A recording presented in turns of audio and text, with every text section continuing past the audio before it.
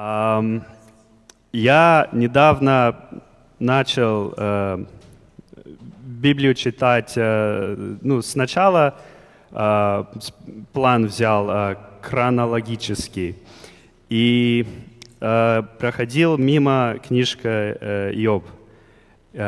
И там один место очень для меня, я хотел подчеркнуть перед всеми, и она как раз, надеюсь, более-менее подойдет в теме к тем, что недавно пастор Алекс Крупин говорил на прошлой пятницу, on Good Friday. Okay, могу я переключаться? Супер. Окей.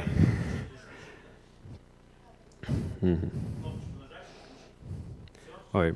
So just as quickly as I possibly can, I'm going to be reading in Job 9, but before we get there, just a bit of context. I know a lot of us are familiar with the story of Job, but perhaps not all of us are, and I just want everyone to be on the same page. The book of Job starts with the devil approaching God in two separate cases, and more or less it goes along the lines of God tells Satan each time, "Consider my servant Job. He's blameless. You can't find anyone better than him in all of the land." And the devil's response the first time is, he only likes you, he only worships you, he's only faithful to you because you give him so many blessings. Job was very wealthy, he had plenty of cattle, he had plenty of land, a very large family, and the devil said, if you take these things away from him, he'll surely curse you and curse you to your face. But God kind of took the devil up on this wager and said, okay, we'll put this to the test. I think Job is faithful, so he allows the devil to take away Job's possessions, his family, his fields burn, his family dies when a roof falls on their head. And it's I'm going through it quickly, but it is a very sad story. I don't want to sound maybe removed from the emotions, but I am pressed for time. And then the second time he comes back and he's like, well, Job didn't curse you the first time because I didn't touch Job, and he says that, people only look out for themselves. If you go after Job, go after his health, then surely he'll curse you. And so God says, okay, you can try again. You can go after Job's health. Just don't kill him, right? You can't take his life. And so again, this time Job goes through another trial, another difficult time in his life, where he experiences a very grave sickness, sores all over his body, and even his wife tells him, just curse God and die already. And he still says, no, I'd rather not. And once that's all said and done, Job is left in a terrible state, and 3 of his friends arrive to kind of comfort him. Job was in such a low state that they just spent an entire week in silence with him before even saying anything. And after these 7 days is kind of where I want to start sharing about what I read. After these 7 days pass, Job's friends, they start to kind of theorize or try to piece together, why is it that Job is suffering? Because they knew who Job was. He was a righteous guy, but they're like, maybe there's something wrong here. They start to think about God's character. Well, God punishes the unrighteous and he rewards the just. So if you're suffering, their logic was, surely you did something wrong. They began to later on theorize, well, maybe you didn't, help a widow, or you didn't help the hungry, right? And they start, theorizing all these things. But ultimately, we as readers, having read in the first 2 chapters, we know that Job is ultimately blameless. And so some of these accusations, I'll start in Job 8, 5-6, just so you can get a general idea. sound like this. In Job 8, 5-6, it says, "If you will seek God earnestly and plead with the Almighty, if you are pure and upright, even now he will rouse himself on your behalf and restore you to your prosperous state." And then in verse 20, it says, "Surely God does not reject one who is blameless or strengthen the hands of evildoers." What I want to focus on is Job chapter 9, which is kind of Job's response to what was just said to him. And so I'll just start by reading the first 11 verses. Job 9, 1-11 says, "Truly, I know that it is so. But how can a man be in the right before God? If one wished to contend with him, one could not answer him once in 1,000 times. He is wise in heart and mighty in strength. Who has hardened himself against him and succeeded? He who removes mountains, and they know it not, when he overturns them in his anger. Who shakes the earth about its place, and its pillars tremble? Who commands the sun, and it does not rise? Who seals up the stars? Who alone stretched out heavens, and trampled the waves of the sea? Who made the Bear and Orion, the Pleiades, and the chambers of the south? Who does great things beyond searching out, and marvelous things beyond number? Behold, he passes by me, and I see him not. He moves on, but I do not perceive." The first thing I want to underline here, just very simply and quickly, is throughout this chapter, one very big point that Job is trying to make, it's in the first verse: how can man be right before God? And the second kind of idea he's getting at here in these verses is that our knowledge as people is limited. Look at verse 5 when he says, "He who removes mountains, and they know it not, when he overturns them in his anger." In this verse specifically, it's kind of telling us that it's possible to sin or anger God without even realizing it, and to such a state that God can get so angry and overturn a mountain, and you still won't notice. Another example of this is in verse 11, "Behold, he passes by me, and I see him not. He moves on, but I do not perceive him."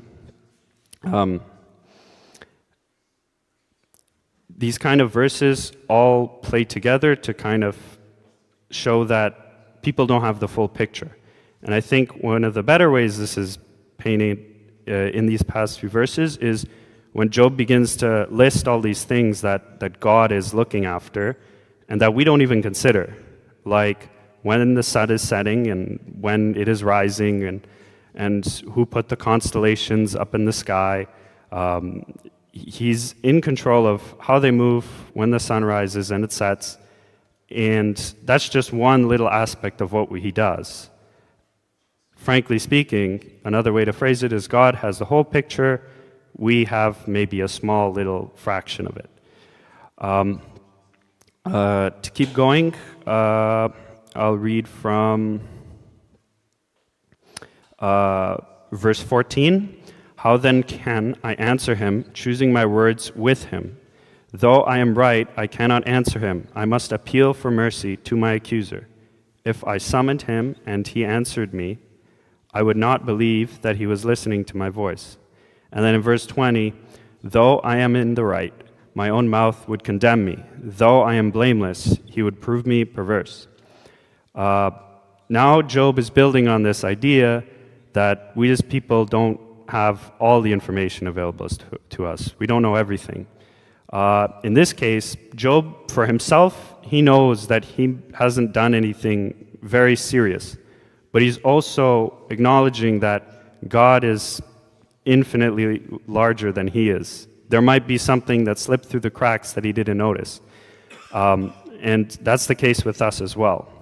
There could be sins in our lives that we don't notice either.